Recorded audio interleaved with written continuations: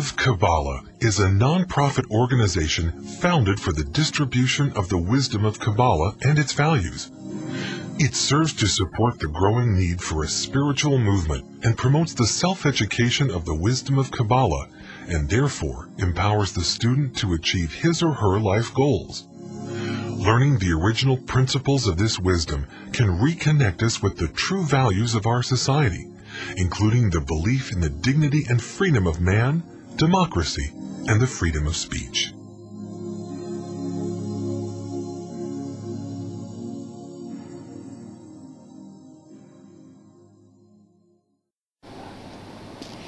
Hello everyone, this week we're in Parashat Nitsavim Vayelech. This is the last reading before Rosh Hashanah. So, of course, it has a meaning about what Rosh Hashanah is about, because the Shabbat of Nitsavim Vayelech is always the Shabbat. Parashat Nitsavim is always being read before Rosh Hashanah. Okay, on Shabbat. And the words of the parasha is Atem Nitzavim Hayom Kulchem Lifnei Hashem Elokechem. You are standing. The word is Nitzavim, and Nitzavim, it's not just standing, is attending. There is a attendance with the standing. You are, it's like you're standing for a count. You're standing for a checkout. What? Observing. It's not observing. You're standing because you're standing for duty. That's something like being called for duty. That's the word Nitzavim is. You're standing straight because somebody is coming to check you out. Why? Because when it says Atem Nitzavim Hayom Kulchem, there are two ways to explain it. One, what is Hayom? Why the word Hayom, today, has to be there? Why it's so important? So one explanation, and you know what? Sometimes you have two explanations, 3, 4, 5, even 600,000 to one sentence. All of them will be correct. Why? Because it says in the Zohar, 600,000 people stood on Mount Sinai. Each of them heard the Torah given on the mount. Each one of them heard something else. Everybody is right. Even though it's even more than that. Why is it more than that? Because the way you yourself understand something when you are 13 or 20 or 30 or 50 or 80 or 90 or 100, it's the same interpretation, but it's not, because you don't get the same understanding different times of your life. You perceive certain things in the Torah, in relationships with the world around us. You see things in one way, and then later on, within a month, a year, 10 years or more, you see things totally different. There's no way you read a book when you're 15 years old, and then you have the same impression of the same book when you read it when you're 50, right? You can even say, I can swear this is a different book. It's not that it's a different book, it's a different you. Which means we ourselves, we can have so many different interpretations of the same thing different times in our lives. What does it mean? It means few things. One, that we can't take things too much seriously, because the moment we can say this is the right thing and there's no other thing and everybody else is wrong, while you know that you're not going to hold the same opinions in a year from now, 10 years from now, you have to be a little bit more tolerant to other people's view about life, about issues, about even very, very important issues. I'm not saying that you're going to change your idea that once you thought that murder is bad and now you think that murder is okay. I'm not talking about that. I'm talking about the fine-tuning of perception, of understanding, of looking at the way people speak, what they think is right and what they think is wrong. You see it differently in different times in your life. Okay? However, one says from the Torah itself, Atem Nitzavim Hayom, what was today, what was the Hayom, the today that Moses is mentioning, that was his birthday, and it was also the day that he left this world. Moses left the world on the 7th of Adar, the 7th day of the month of Adar, on his 120th birthday. That's when he left this world. So when he says, Atem Nitsavim Hayom, today, it meant that it's last, this is his speech, farewell speech, before he leaves. After he finished this speech, which means we have a few more parashot, till Simchat Torah, he just goes, he's climbing the mount, and he's gone, forever. Okay? So that's his farewell. So that's one understanding. However, many commentators are saying, Atem Nitzavim Hayom. Hayom means, what is the Hayom? The big Yom, the big day? This is Rosh Hashanah. Rosh Hashanah, that Parashat Nitzavim is always being read before it. It's always happened that Shabbat, before Rosh Hashanah, is Nitzavim. And what's special about why the word Nitzavim is such a strong word is being used? Because, as it says in the prayers of Rosh Hashanah, all people of the world, they're standing in front of God and they're being judged. Who's to live? Who's not to live? Who's to go by fire? Who by water? Who by sword? That's Rosh Hashanah. Which means, when is that day that we can say this is Hayom, that day, that's the day, the special day? That's Rosh Hashanah. This is a day that humanity is basically being judged to life, to death, and what kind of life? What kind of death? So, the moment you use the word Hayom and Nitzavim, it means that you're standing in front of the throne to get your verdict. Here we have to come and understand what is the meaning of Rosh Hashanah, which means that Yom that the parasha is speaking about.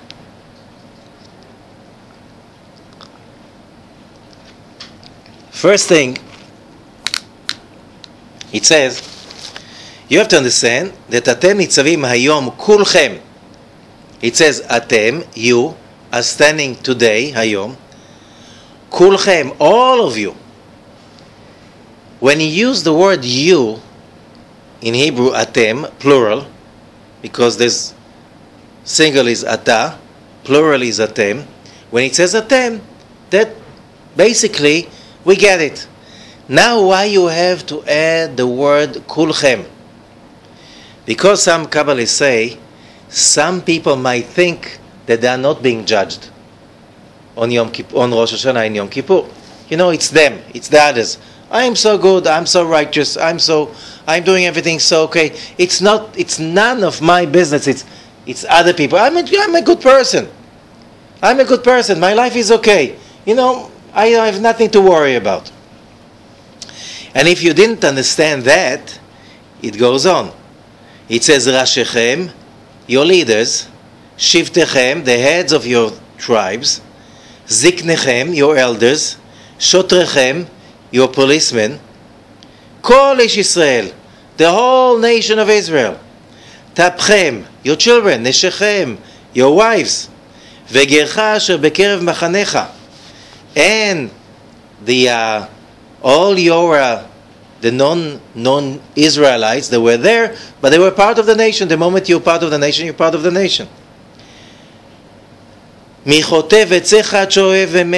the ones who are cutting the wood to the ones who are the water bearers. Everyone is standing here today.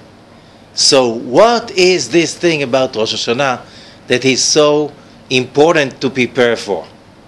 And the answer is as follows. We can have the traditional answer, but that's, some people know, some people don't. I think most people know. Rosh Hashanah is a day of judgment.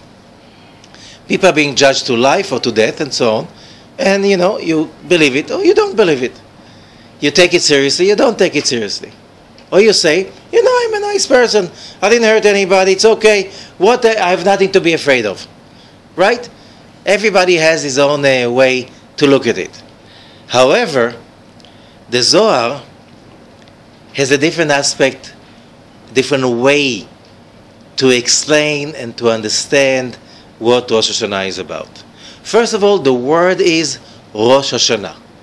When we speak about the New Year in English, we don't say Rosh Hashanah, because translation of the word Rosh Hashanah into English is literally the head of the year. In English, you just say New Year's. New Year's Day. It's a New Year. Okay. What do you do New Year? What do you have to do? You just go, have a party, get drunk. What else can you do about it?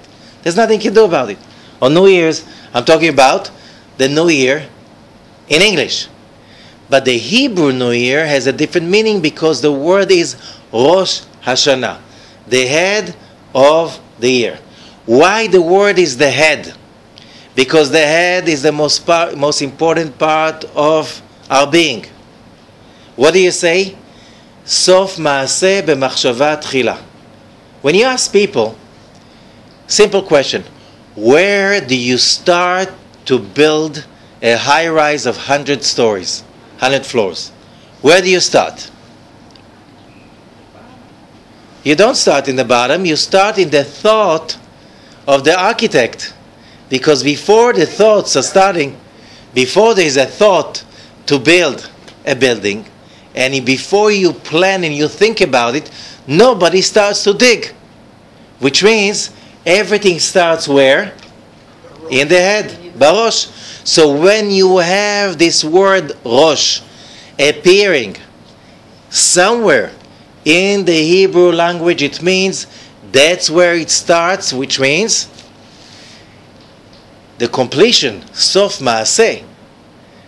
How would it come out? How would it look like? Would it be a success story? Would it be something as a failure? It all depends on the thought that it's starting with. Which means when you have that code word, Rosh, you mean control. When you say somebody who runs the family, you call him the head of the family. Somebody is running the government, it's the head of the government. Rosh Memshala. Which means you want, or when you want to say, again, when you use the word Rosh, you mean that's where the control exists. Which means, when it says Rosh Hashanah, it means that I can control the whole year by what I'm going to plant on the first day of that year. Which means, who is there to control? Is it the Creator? Is it God? Or we do the control? And that's where the study begins. Ancient teachings speak about ancient times when people were polytheistic, which means they believed in different gods, although many people today are still, although they think they're monotheistic, they're really polytheistic. Because the polytheism before Abraham was very clear. Deities, the gods, were not nice personalities. You couldn't count of them, because if you bumped into them, it usually meant trouble. If they decided that you're going to get something bad, there's nothing you can do about it. Right? If you go and read all of these ancient stories, like Greek tragedy, what is the Greek tragedy about? Even if you know what comes to you, you'll never be able to change it. You know, remember this guy? There was a king, he had a baby, and the astrologer said, this baby is a monster. He will grow up, he will kill you, his father. He will take the throne, he will marry his mother to be his queen, he will have children from his mother. What a monster. And what the story says, they send him, that baby, to be killed. Somebody spared his life. He grew up, he killed his father, married his mother, he was cursed forever, he was a monster. Message is, humans don't even try to think about changing your destiny. However, comes Abraham, and he comes with a different concept. He says, deity, God, there's only God, and this God is only one, and he's endless. Which means, what does it mean he's only one? He never changes. Which means, he never changes his mind about his creatures. He has one opinion about us, which is good. He created us for one purpose and one purpose only. He created us for the purpose so he can share with us his bounty, his beauty, his bliss. We are here for one purpose only. We're here to enjoy life and to be fulfilled. However, we learned in past times, we humans, we can't stand when everything is great and it's somebody else doing it for us. We can't stand that. Take any healthy, normal human being and just do good things for him. And tell him, don't do anything, I'll just do everything for you. In the beginning it's nice. And after a short while it becomes a nuisance. Right? Nobody likes just to be pampered and pampered without taking initiative on his own. People were born in the image of God, and it means we have to do things on our own. We have to create on our own. Even a laughter, a smile, a nice word to somebody else, and it feels so good when you do something nice for somebody else. Okay? And that's why we left that endless world of beauty and completion that God created for us, and we came to a world that is full of darkness, misery, and challenges. Why? Because here we can create our enjoyment. We can create happiness. We can create completion on our own. We can't live without challenges. You want to make my day? Give me a challenge. That's what basically the soul wants us. Give me a challenge. Give me a hardship. Something I can climb on. Something I can overcome. Some darkness. Some fear. I can turn from darkness into light. When we do that, we feel the best. That's what humans are about. However, the Creator, the Zohar says, is very, very, very loving, very caring, very optimistic. So he gives us life only for 1 year. Only for 1 year. Why? Because the Creator is so sure, says the Zohar, that we are so successful, that we are so good, that he is so sure that within 1 year we'll be perfect. And we get over a period of 1 year, we get all the possible challenges to perfect ourselves. However, if we did not perfect ourselves, then comes Rosh Hashanah, and we need to get life, sustenance, completion, energy. We need to get our batteries fulfilled for 1 more year. That day is called Rosh Hashanah. On that day, from the point of view of the Creator, he gives us a year full of love, happiness, success, health, beauty, anything you want. That's from his point of view. Why? Because the Creator is endless, he is incapable of giving less than endless. So why is it when I look backwards, the last year does not look like I got endless from the Creator? Endless health, endless money, endless happiness. It doesn't look like the last Rosh Hashanah was so great. Oh, says the Zohar. If you read the book of Job, it says, and then came the day, and the sons of God came to God, and Satan, the devil, amongst them. And he comes to God. And first of all, the Zohar says, what day is it? The day. And it says, of course, Rosh Hashanah. And who are the sons of God? These are the messengers. And who are these messengers? Says Rabbi Isaac Luria, every action a human being creates an angel.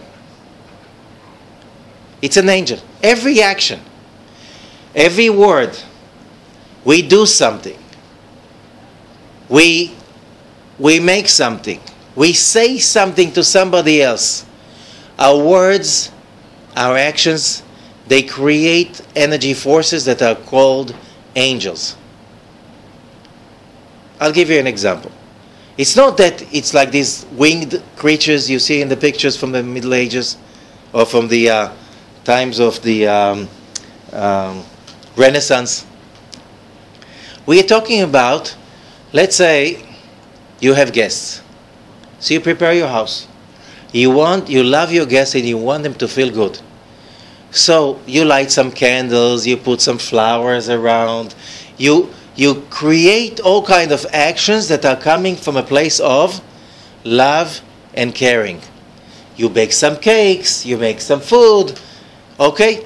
All of these actions create a feel in the house that when people come in, they feel welcomed. What is that they feel? They feel the angels you created.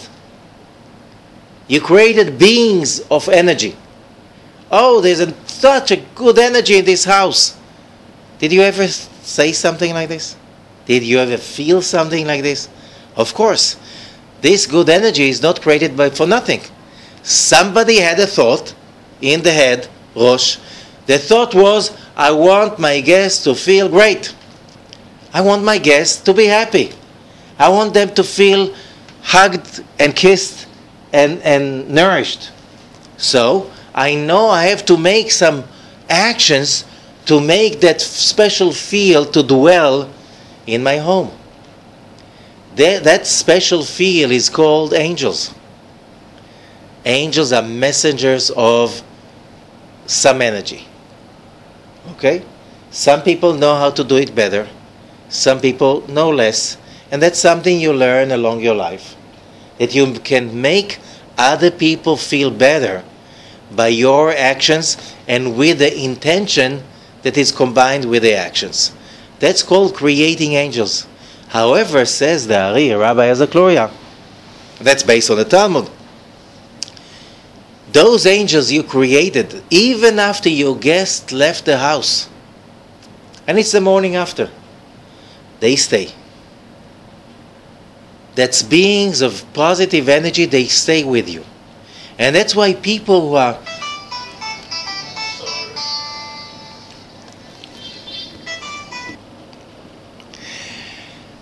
a person that is working so hard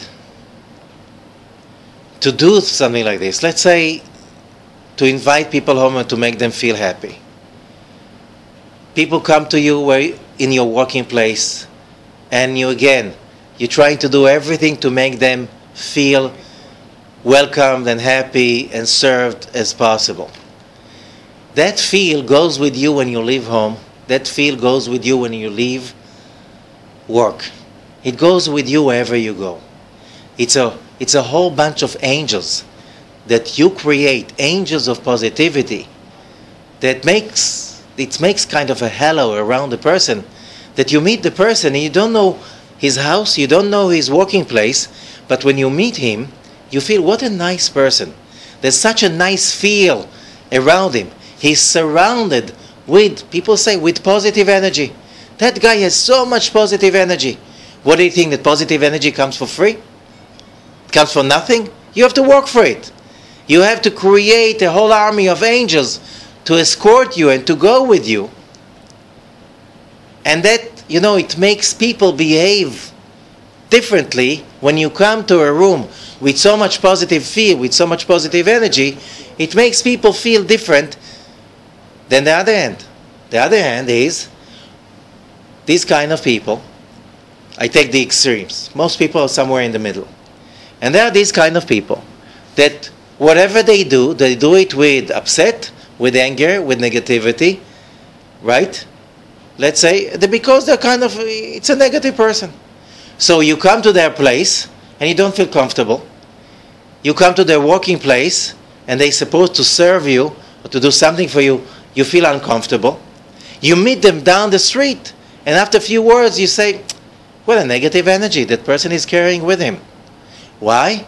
Because that person creates more negative angels than positive angels.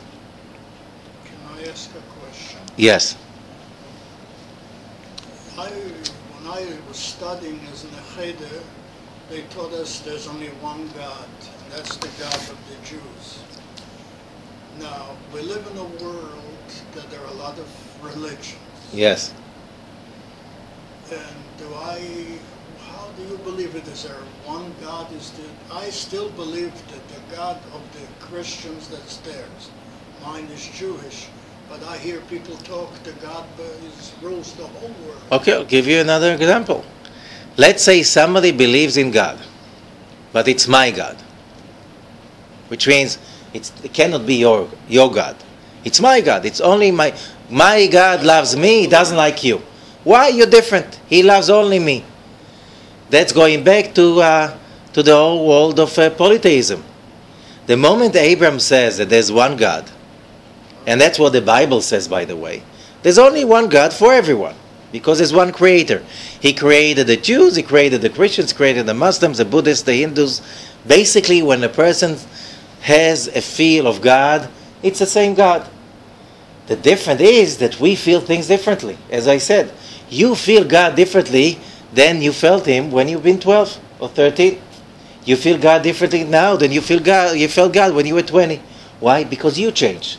God never changes.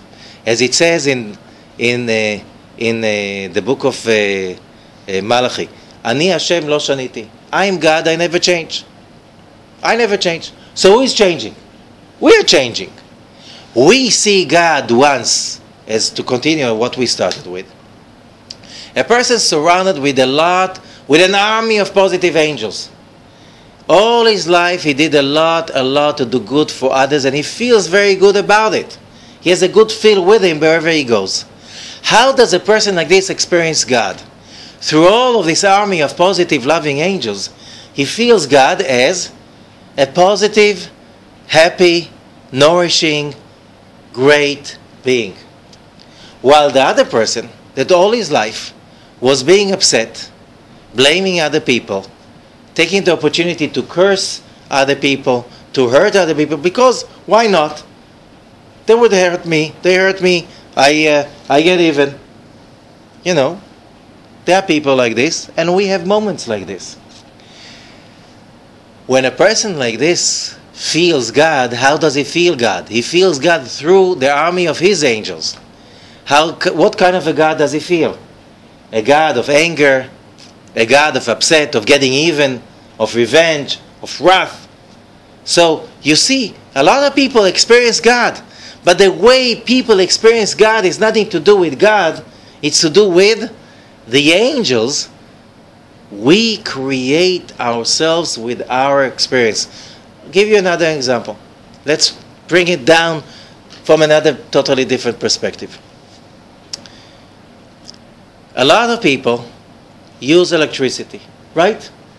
How many kinds of electricity is there in the socket? One. Is it the same? Yes. However, that electricity will manifest itself differently according to what you connect to it. If you connect a light bulb to it, it will give you light. You connect an oven to it, it can give you warmth, it can bake. You connect an iron, it can heat and iron your clothes. You connect to an air conditioner, it can chill you up when it's so hot outside. You connect to it a music player, you can have a nice music playing. You can have horrible music playing, right? It's how many kinds of electricity are there? Only one. What do we feel? What do we get out of that electricity? Depends what kind of a vessel you connect to that electricity. The electricity is power. Electricity is bliss most of the time. Although you put your finger in a socket, it can kill you. That's God. But much, much, much, much stronger. We can't live in the same way. All our appliances are not alive even one split second without being connected to electricity. Every creature in the universe is alive only when they are connected to God, because God is the source of life. This source is being blocked, there's no life anymore. And it doesn't matter if you're a stone, a plant, an animal, a person. No matter how old, no matter how rich, no matter how wise, no matter what religion or opinions you have, it's the same force that everything is connected to. So the question is, how is your connection to the force of life, which is God? Do you have a bad connection? Do you have a good connection? What determines the connection? Somewhere, someone up above? No. The connection is determined by whom? Only by us. It's according to the angels we generate and we create. And therefore, when it says in the book of Job that all the children of God come on the day to God, we're talking about all our angels that we created.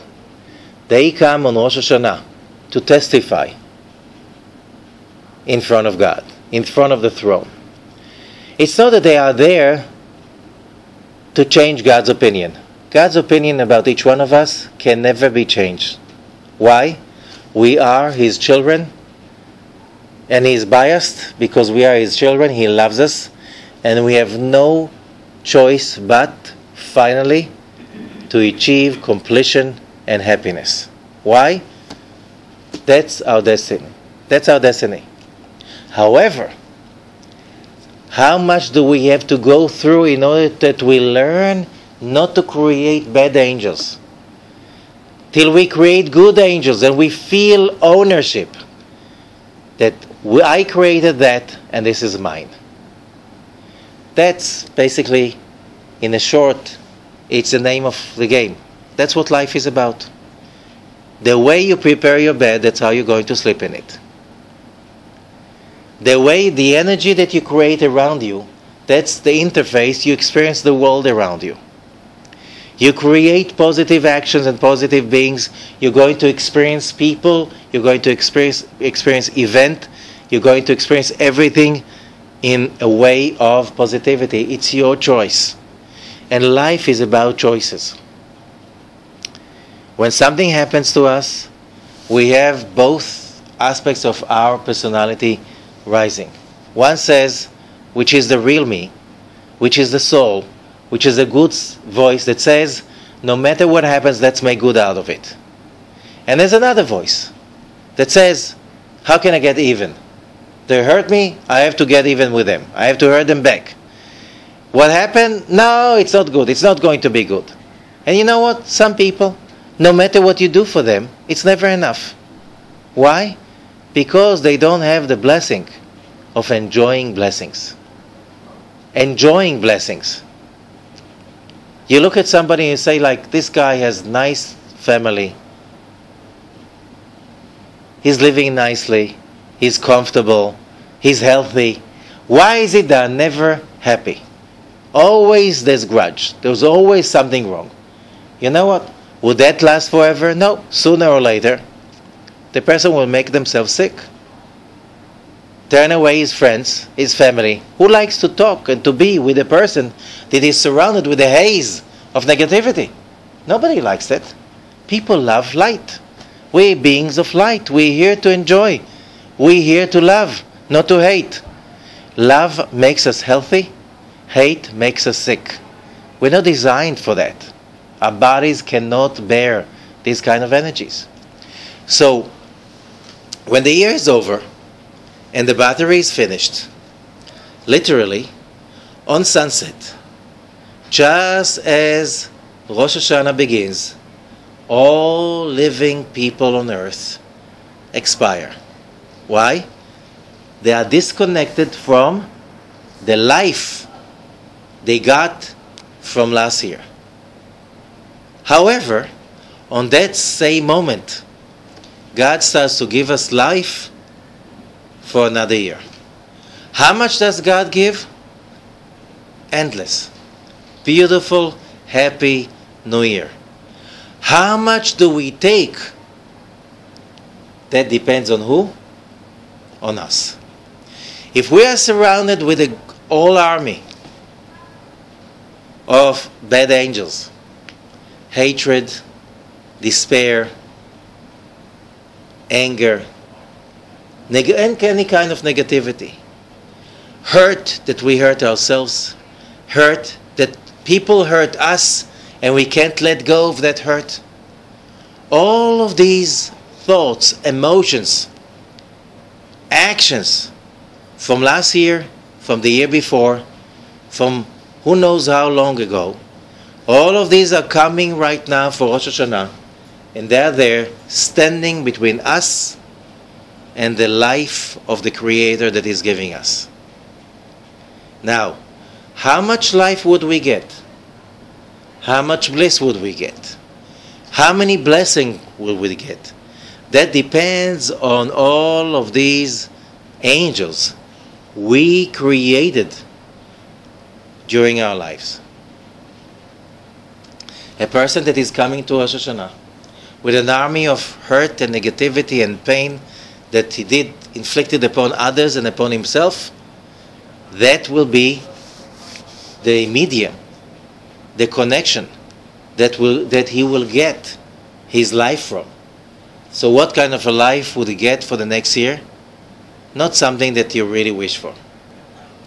However, if a person has, from last year's, a whole army of angels of love and happiness and patience and excitement and good thinking and doing good for others, the light of the Creator can come through that in much, much, much easier way, and then the person can be fulfilled much easier with bliss and happiness for a year full of happiness.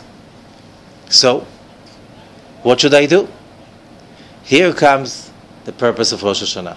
Why, if that happens automatically, why they have to tell us? Why do we need to know?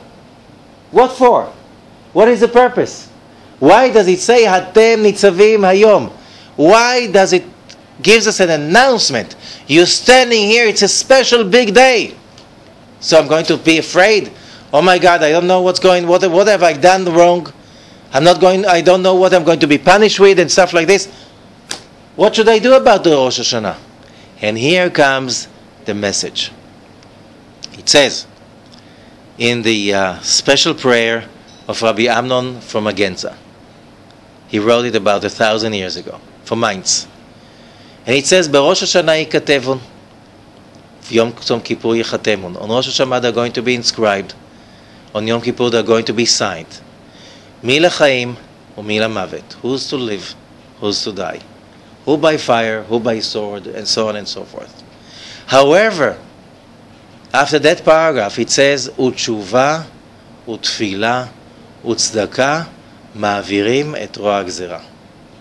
And Teshuvah, that we explained last week. The Teshuvah means not repentance, but coming back to yourself. Utfila, and a prayer, and tzedakah, charity, can remove the bad, let's say, decrees. Why? Because basically it depends on what? On what we do. And that's why Rosh Hashanah is a day for us to fight for our lives. That's what Rosh Hashanah is about. Because then the prayer continues, Ki lo echpotz bemot hamet, ki imshav midarko v'chaya. I do not want the dead person to die. I want him to change his ways and live. If you're God, you're the Almighty, you just give him life. And God says, I cannot give him life if he blocked himself with so much death. There's no coercion in spirituality. God cannot force somebody to be happy. Otherwise, we will all be happy all day long, because that's what he wants. Can you force somebody to be happy? You can't. No one can. You need to create that happiness from within. You have to want it from within, which means when Rosh Hashanah comes, remember you're standing there in front of the throne and you have to choose. First of all, what kind of a year do you want? You have to know what to ask for. So if you come to Rosh Hashanah and the whole Rosh Hashanah, you're praying, oh God, I suffered so much. I suffered so much. It was a horrible year, and you just complain and complain and complain. Will that make it better? No. It's going to make it even worse. Why? Because, somebody comes to you and he gives you a whole big basket full of goodies. Beautiful cakes and ice cream and fruits. Delicious fruit. Everything looks so delicious. It smells delicious. It tastes delicious. They put a whole basket in front of you, and you just sit in front of it and you say, why did you have to bother?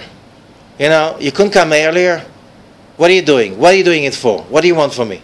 And you sit like this, and the guy says, I'm here for an hour. Enjoy. And he just complain and he complain. After an hour, he takes the basket and he goes away. How does it look like? Who has the problem over here? The guy who brought the basket? You blame him? Or the person who never bothered to take because he was so busy? You sit in front of the basket and you say, it's nice that you bring the basket, but I suffered so much till now. Last year was horrible, and the year before was even worse. And that's that, and I suffered. And you know what, that person, he's a terrible guy. You know what he did to me, and so on. And you just go on complaining. The hour is over, so the guy goes with the basket to offer it to somebody else. When you stay with what? With the same pile of garbage that you had before. Rosh Hashanah is an opportunity to leave the curses behind and to say, you know what? Let's forget about it. It's not easy, we know. But that's why before Rosh Hashanah is a time of forgiveness. What do we do when we forgive? We basically let ourselves free.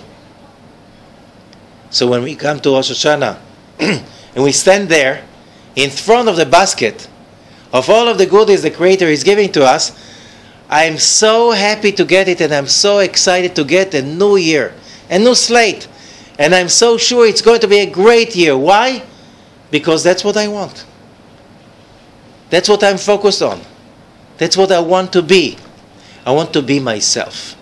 I want to be the happy, pleasant, wise person I want to be. Because that's what each one of us, deep inside, that's what we want to be this. I don't want to be the person who hates that guy. I don't want to be the person who can't forgive that person. I don't want to be the person who keeps the grudge because he was hurt. I don't want to be the person that does horrible stuff to others because he thinks they deserve it, and why not? Why should I do good to them? I want to be the person that is the closest to God possible. That I give to people because why not? It's amazing. Isn't that great to be happy and to make other people happy? Isn't that what people really want? Isn't that the true self of every human being on earth? Deep inside, that's what everybody wants. Rosh Hashanah is a time for us to reconnect to ourselves, to return to, just a second, I have an opportunity to return to who I am, what I really want, and what I really don't care, and I have no interest to keep hold on it. That's what Rosh Hashanah is about. And that's why during the praise of Rosh Hashanah, you can do the praise at home. It's better to do it with other people that you love and you care for. It's to focus on what you want and not on what you don't want. Complaining about the past year is no good. It's not going to get you anywhere. Saying, I felt so terrible. I made so many mistakes. I went through so many troubles. However, this time it's going to be different because I'm going to react to it differently, because what I want is to be the person who reacts to troubles with optimism, with hope, with love, with tolerance. That's a person I want to be. Why? It feels much better. When we do that, that's called teshuvah. Is returning to our true selves. Reminding ourselves, what is that I really want? And what you don't really want, let go. Release it. It's over. It belongs to the past year. Doesn't belong to me anymore. And that's why it says, all of you, because bring me one person that thinks deep inside, between himself and himself, not outside, that the last year was only good angels. That the last year I never found myself being busy too much with hurt, with pain, with suffering, which is not what I really am. As a human being, you do that. So, the first thing is acknowledge it. The second thing, let go of it. That's what being human is about. So that's why Moses is saying over here, it's for all of you.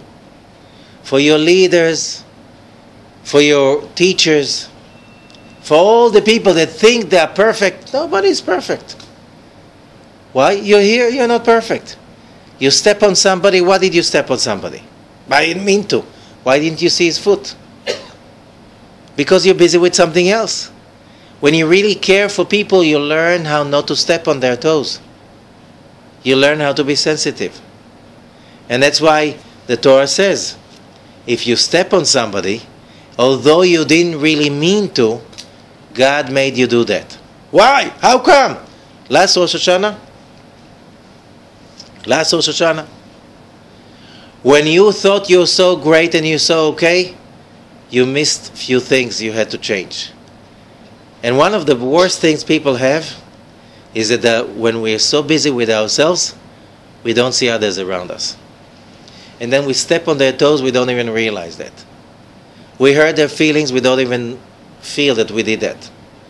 Oh, it's like they have a problem. When we do things unconsciously, a year after year, sometimes, says the Torah, Va'elokim ina liyado. God will make you step on somebody in this way that will hurt so much that you will have to notice that you hurt somebody. And then you ask yourself, why would God make me hurt somebody else? Because you do it all the time, but you never noticed. Whatever you ask for, that's what comes to you. Haba litaher mesayim be'ado. Somebody wants to be pure, loving and caring, mesayim be'ado, they'll give him support. Who is they? It's the angels of above. It's God's messengers. You'll get all kinds of help. You won't know how to do it. If you just want it, it will come to you. You want to be negative? You want to be, some people, they say, it's like, it's better to be evil. It's better to be bad. You want to hurt other people so they don't get close to me. You want to? You'll get help for that also. From whom? The angels you summon by being negative. And then you become negative to others. Rosh Hashanah is a time we make an order. It's like you come to a restaurant and you have the menu. What kind of a meal do you want? Rosh Hashanah, we come to the restaurant and God is giving us the meal. The menu is for the whole year. What kind of a life do you want, my child? What kind of a life? But I can't choose it for you. I can give you some recommendations, like in the restaurant. I can recommend to you a year full of happiness and health and excitement and growth. I can recommend, but I can't force you to choose. That's why Moses says, I'm giving you life and happiness, death and misery. I just can recommend you to choose life. Now you understand Moses' words? It's preparing us for our everyday life, because you have to do it every moment. Rosh Hashanah is the day you make the choice for the whole year. And that's for the prayers, and especially the blowing of the shofar. During the blowing of the shofar, this is the time that it says it's to mix up Satan. How do you mix Satan up? Blowing the shofar, and then the devil will be mixed up. You know, during the last few thousand years, it didn't work. Didn't work. Blowing the shofar every year, and every year, you know, usually it became worse. Rarely it became better. So what did the blowing the shofar do? Says Rabbi Shimon Bar Yochai in the Zohar. It says in Psalms, Ashrei ha'am yodei tu'ah. Happy are the people who know the blowing of the shofar. It doesn't say the listening. It says the ones who know. You have to know what the shofar is about, otherwise you just go, and it's like you go to the synagogue and there's this guy with a shofar and he blows in it like it's a trumpet. All of this, and everybody says, oh, it went smoothly, what a nice, he blew it, the shofar, beautiful. And the rest of the year, nothing to do with that. Because, says the Zohar, you have to know what the blowing of the shofar are about, and the person who blows the shofar has to be a person that knows how to do it, not just the sounds, but the meanings. And the meaning of the blowing of the shofar is that when we blow the shofar, when the person who blows the shofar on Rosh Hashanah when he does it, when you listen to it, you have to know what to connect to. You have to understand that every blowing of shofar is made of like lines in a song. Every line starts with a blow, long blow, two, and it ends always with a long blow, two. In between them, yeah. In the beginning there's a tkiya, and in the end there's a tkiya. That's a blow. But in between there's always a broken sound. Two. It's broken. Why it's broken? That's a part of our consciousness that is broken. It's the hurt. It's the anger. It's the fight. It's the pain. It's all the broken emotions that we keep inside. But if you listen, it's always starting with an open sound, the tekiah, and it finishes with the tekiah, which means always think that everything that happened to you, it meant to be good. From God's place, it meant to be chesed, it meant to be loving kindness. We misunderstood. We didn't take it right. So we fell into a place of misery and broken light. So we have now the choice to look at it and to say, it was, in past tense. I let go of it. And what do you want? I want to connect to what God wanted me to get in the first place. And then comes the blow, the open sound, the flowing sound. That's what I want. That's it was supposed to be. That's what it became. And that's what it's going to be. Why is it going to be? Because I prefer that. Because I want that. Because I prefer right now to be happy than to be hurt. I prefer to be full than to be empty. I prefer to be hopeful than to be disillusioned.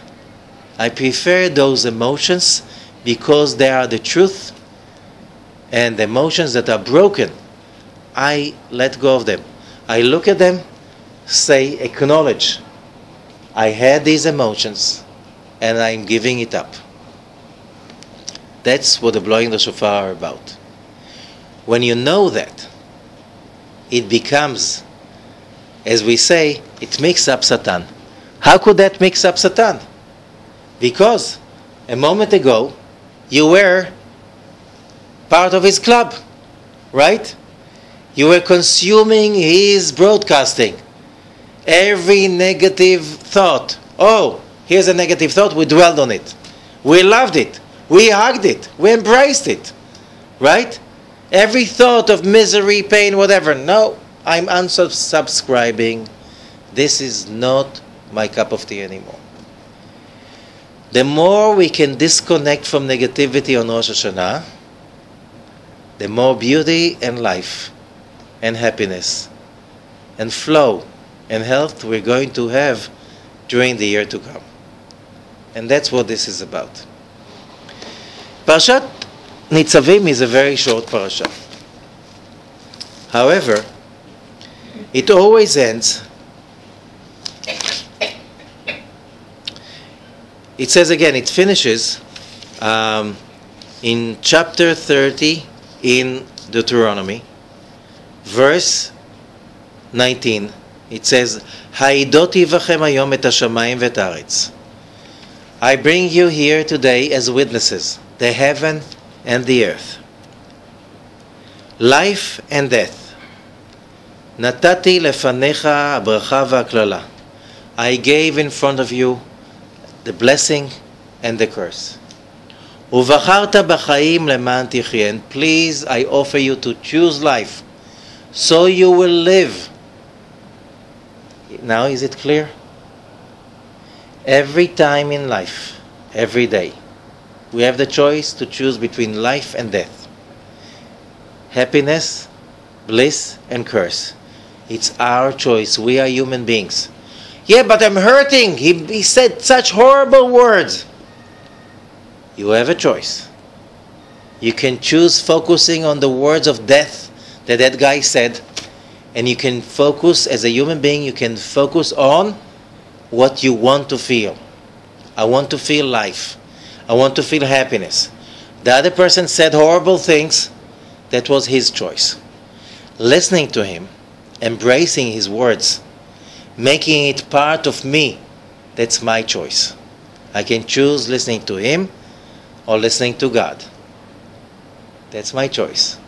Rosh Hashanah is a time to go back to all of those bad choices and to undo the choice.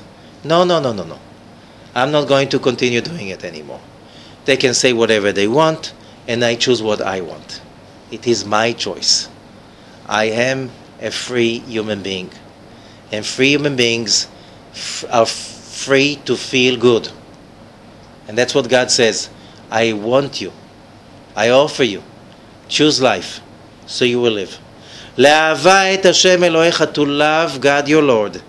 Lishmoa bekolo, to listen to His voice, and to attach to Him. Ledavka bo. Why do you want to attach to God? Everybody wants to attach to happiness. Anyone wants to attach to completion, to love, to life. Just a little bit before that, in Parashat Nitsavim, it says, verse 11, amazing words, just read the parasha by itself. כי המצווה הזאת אשר אנוכי מצווך היום לא נפלאתי ממך ולא חוקי. This mitzvah, what mitzvah? To be happy. To connect to only goodness. Says God, it's not a wonder. It's not a miracle. It's not beyond you. It's very close to you. It's just keep it in your mouth, in your heart to do it. Just follow your mouth and your heart only for the good. You'll see it's going to be so easy. Don't wait for somebody to go up to heaven and bring it to you, or go across the ocean to bring it to you. It's so simple. Ki karov elecha davar. It's so close to you. It's not far away to want to feel good. It's so easy. It's so simple. Don't make it. People make it so complicated. They're lying themselves and lying to us. Today I give you life and good, death and evil. And I want you to choose good, as I said. It appears a few times. And then it says, in the end of chapter 29, it says, and all the people that just go far, far away because they don't understand that they have to choose good. And it says, Vayashlichem el eretz acheret kayom hazeh. And on this day, what day? Rosh Hashanah. Will throw them to another country, to exile. But there's a special thing over there, Vayashlichem. The word Vayashlichem written in the Torah in a very special way. There's a huge big lamed in the word Vayashlichem. What is this big lamed about? There are 3 sizes to the letters of the Torah. Small, medium, large. Most of the Torah is written in the medium-sized letters. Few times along the Torah there's small-sized letters. Few times there are big-sized letters, the large ones. Every time there's a large letter, it means there's a connection to the special connection to the highest world. The largest connection ever is the lamed. Why lamed? Because the letter lamed is the only letter that goes above the line in the Hebrew letters of the Torah. The only one. So when you have a big lamed, it's the largest letter to show us a connection to the upper heavens. I'll give you another secret. Avraham Avinu, Abraham the patriarch, teaches us in the book of Formation, Sefer Yetzirah, that the letter lamed is the letter that created the month of Libra, which is a month of Tishrei. That always Rosh Hashanah is the new moon of the month of Libra, the month of Tishrei. Which means when we read that parasha on Shabbat before Rosh Hashanah, we get that letter lamed as a gift. Here I give you, says God, the connection to me. Take that connection. Draw that light of life from above. I give it to you. Take it from me. So you can control that month and you'll be above it. And before that, and I finish by that, after the big lamed, it says, הנסתרות להשם אלוקינו, והנגלות לנו ולבנינו עד עולם. If a person comes and says that how can I repair, repent, correct stuff that I don't remember that I did, and it says הנסתרות להשם אלוקינו, what's hidden and you can't see, God will correct it for you. והנגלות לנו ולבנינו, you just fix whatever you remember. You can't fix what you don't know. Fix what you do know. And when you do that, God will take care of the rest. Above these words, there are 11 dots. There are dots. But you know, there are no vowels in the Torah.